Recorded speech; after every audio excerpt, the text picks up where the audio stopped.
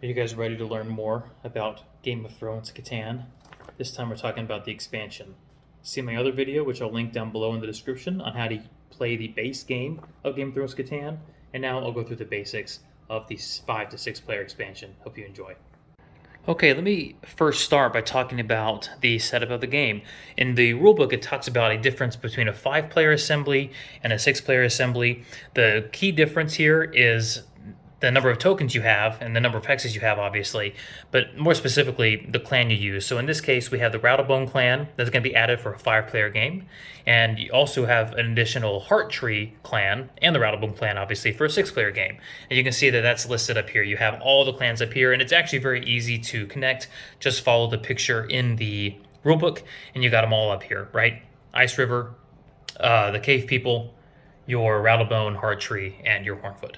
Right, that's how they all are. Now, what's interesting about it is that when you add a clan, it obviously is going to increase the chances of you rolling the gray Wildling dice to increase your clearing options, right? So if you roll a 9 or a 10 or 11 or a 12, depending on the 5 or 6 player expansion you're playing, you now have the ability to have more Wildlings coming into these clearings that you have to worry about with the guards. So that's what I like about it, because the base game only goes up to 8. But with the expansion, it goes all the way up to 12, which I really enjoy. So almost every single roll, you have a chance of having a Wildling come in, which makes it exciting. Okay, so obviously I have it set up for a 6-player game, but just keep in mind that depending on if you're doing a 5 or a 6-player game, just follow the rulebook and set it up accordingly. All the other rules are going to be the same. So with the additional clans, you also obviously have additional tokens, additional harbors, additional development cards, additional resource cards to stock your piles a little bit higher. You have additional heroes, and the rulebook does go over exactly what they add into there. But just what I do by best practice is I actually mark the items that are in the expansion. So like even my development cards, I mark which ones, like with an X down here at the bottom, I mark which ones are the expansion pack, just so that if I'm sorting back to the base game, I can easily do it. Please do that if you want to or not. I don't really care, but I just want to show you that that's what I do, because I do switch back and forth between the base and the expansion often. Okay, let's talk about the heroes. The heroes are the additional ones that you've been given.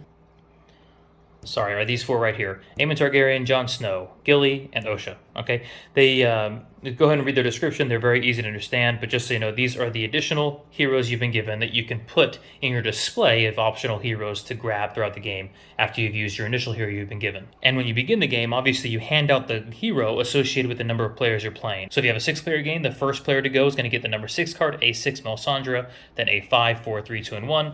If you have a 5-player game, then it's going to start with A5, and Melisandre, by the rulebook, does go by default into the display. So because they have it set up for a 6-player game, here's your 6 cards, and then obviously you need to have your remaining display, which I'm going to talk about now. Okay, technically by the rules, you can only have 7 cards in the display that you can play with throughout the game. So 7 heroes are available to grab and exchange while you're playing the game. By default, you have to keep Benjen Stark, Ygritte, and Corrin. You have to keep these in there, and then the rest have to be shuffled in the remaining, and you add 4 more to the display. So do that if you want to keep the rules perfectly. I'll be honest, I just enjoy throwing them all in the display, because why the heck not? I'm just playing casually. But if you're playing more seriously and you want to play more by the rules, only have 7 cards available in the display, but make sure you keep the base 3, Benjen, Ygritte, and Corrin. If you're playing a 5-player game, then Melisandre also by default has to go in here as well, because that's a card that has to be played with the expansion. Now, the one new thing that comes with every single expansion with Settlers of Catan that I've experienced is what they call a special build phase. I'm going to keep this really simple for you. At the end of your turn, so once you're done doing everything, resolving the Wildlings and all that stuff, once you're done paying for your materials that you want on your turn, trading for your materials you want on your turn, when your turn is over, then you go to the person to your left, and it goes in subsequent order all the way around the table, where everybody in subsequent order gets a chance to build something with the resources cards they have in their hand. The 5 things they can buy or build is the development card, a keep, a settlement, a guard, or a road. Now, in previous versions of the expansion pack rules that I've read, for like other versions of Catan, the original game for instance, it says you can only build one thing. This does not specify, so it says up here you can build or buy anything you can create with your resource cards. So to be honest, I've played where you can just build whatever you can make with your resource cards and you just call it a day. Feel free to have a debate with your fellow game players to determine what you want that rule to be. If you want to take this really far, go ahead and just email Catan themselves, email the developers themselves to see what they have to say, or go to BoardGameGeek.com and just have a debate with people on there. Have fun with that one, but long story short, at the special build phase, with only the resource cards in hand, you can build whatever you have the ability to build or buy, and then you can move on. The nice thing is about the build phase, though, is that if somebody does get to 10 victory points on the build phase, they can't declare victory. You can only declare victory or declare the end of the game when you get to 10 victory points on your turn. So if that happens and somebody gets a 10 and they try to declare victory, just say, haven't won yet. You got to declare that on your turn. So when it comes to your turn, declare victory, and if there's a tie, then go to the tiebreaker rules. But I kind of like that. People can't just declare victory. Now, where the can get tricky, though, is that when you are building, remember, when you build a keep, for instance, or a settlement, you actually spark a wildling advance or movement, if you remember that from the other video, or the other, from the other rules of the base game. So whenever you have to make sure you do that as well. You have to resolve those wildling conflicts as you do that special build phase, which can get confusing, but I'm sure you'll get used to it as you just play the game more often. I'm not going to lie, this is actually really well put out of how to do the special build phase, so I just refer you to the rule book if you need a reminder. Okay, so let me talk about these mammoths real quick, and I'm actually going to remove these walls. One thing I've done on my board is I've actually marked on this drawn-in wall 1, 2, 3, 4, 5, because honestly, when I'm playing from this side of the board, I can't see over the stinking wall. I'm not going to lie, so I went ahead and defaced my board, but put my own numbers on there. I'm going to do the same thing here because I think it'll help me as I explain the game to you. All right, let's talk about the mammoth. I'm going to kind of set up these clan areas in such a way that kind of would be realistic to the game, just so it kind of looks like what would happen. Okay, so let's say that we have these parts of the wall, the 10 and 11 spot and the 12 and 6 spot. The mammoths obviously are at the front line, so let's say a 10 gets rolled and a mammoth enters into this clearing and there's no guards on the wall. A breach is not triggered. A mammoth will not trigger a breach per se, like if they're in there alone. They don't just jump over a wall. All they add is pressure to that wall if a breach was to occur. All right, same thing over here. If let's say we bring this mammoth in over here, same thing would happen over here. There's no guards on the wall. Where it gets tricky though, here we'll bring up some of these mammoths and regular wildlings, etc. Where it gets tricky is when another, let's say a regular wildling in this case, because that's usually the ones that trigger a big time breach. A regular wildling comes into this clearing. So here we have a mammoth and a regular wildling.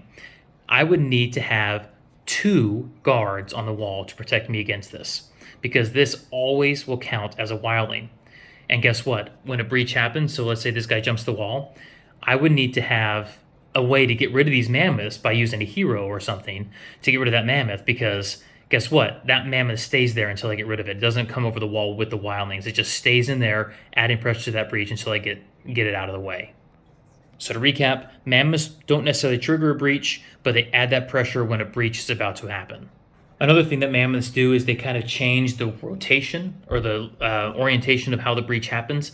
So if you have an even number of mammoths, the way the breach happens, it occurs normally. You see these arrows at the base of all the walls. That's the normal rotation of how a breach occurs, just like in the normal game. If this regular wildling was to jump the wall on a breach, it would come this way and meet the first available hex. If there's only one mammoth in there, it would go the opposite direction, so it would come this way. So it adds a little bit of not only pressure at the wall, but a little bit of versatility in the way they go. So you have to be extra careful with mammoths because they can really mess things up for you. So just to make sure that we're on the same page here, that you're not confused, obviously it makes sense that if a breach was to occur here, you need 3 guards. Otherwise, this guy's going to launch himself off. So I'd make sure that I have 3 guards on here, and I'd be safe. So what would happen if a climber came in? So let's say that a 10 is rolled and a climber enters into this area. I technically have 4 wildlings in this clearing. However, the rules of a climber still apply. Climbers never trigger a breach. They always just jump the wall automatically and take the most available hex. Now just remember that the way that the climber jumps over the wall is according to how many mammoths are in there. Even goes normal, odd goes the opposite. Let's say a giant enters into the clearing. Obviously, I now have 4 wildlings, but remember, what a giant does, its only job is to eliminate the oldest guard on the wall, which would be in the 1 spot. So in this case, the giant and the guard cancel themselves. These guards move down. Bingo, a trigger of a breach is happening here because we have 3 wildlings to 2 guards. So in this case, another guard comes off the wall, and this regular wildling jumps over the wall. In this case, it's going this way because there's an even number of mammoths on the wall. And another scenario, if you have a regular wildling entering here, obviously that's 4 wildlings.